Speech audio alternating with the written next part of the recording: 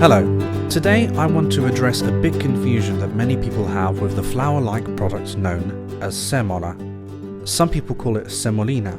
Some think it's just another type of common flour, but few seem to truly understand what it really is and how it is used in Italian cookery. In Italian, the most common variety of this product you'll find is called Semola Di Grano Duro, literally translates to Durum Wheat granules.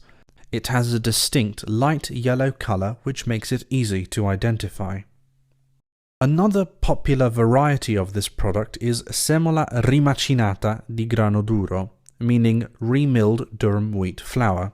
It is finer as it has been milled twice as opposed to once. The most obvious flour or bakery product to compare semola to is common wheat flour, which is found throughout Italy and is used in different ways. Durum wheat is a species of wheat. Its name derives from the Latin word durum, which literally means hard, and comes from the Latin name triticum durum. It's harder than any other type of wheat, which is very noticeable when feeling it. It's a moderately strong flour, meaning its W index ranges from 200 to 240 and has a protein content in the range of 10 to about 12%, but there are exceptions to this. This makes it weaker than strong bread flour, but much stronger than all-purpose or plain flour. This means it can be used for baked products like bread, focaccia, or even pizza. Remilled durum wheat flour is the only flour used in the very famous Altamura bread, which many consider to be one of the best breads in the world. Any claim that durum wheat flour shouldn't be used for bread is simply ignorant. As a matter of fact, I personally prefer to make bread with remilled durum wheat flour because I prefer its taste.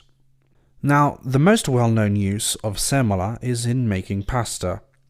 In Italy, most dried eggless pasta purchased in supermarkets is made with durum wheat flour. However, this wheat variety is primarily grown in the south of Italy and is more popular there, though not exclusively.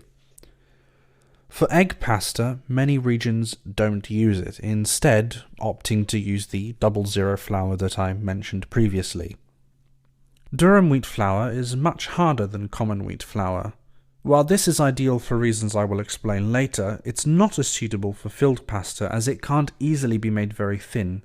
This characteristic is, however, what makes it superior for almost every other shape of pasta.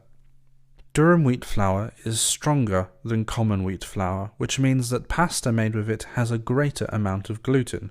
This keeps the pasta shape better as more gluten binds the dough together.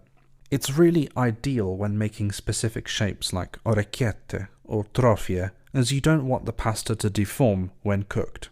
I hope this has been informative, I hope this has been useful. If you have any questions, then please leave a comment, like if you like it. Goodbye.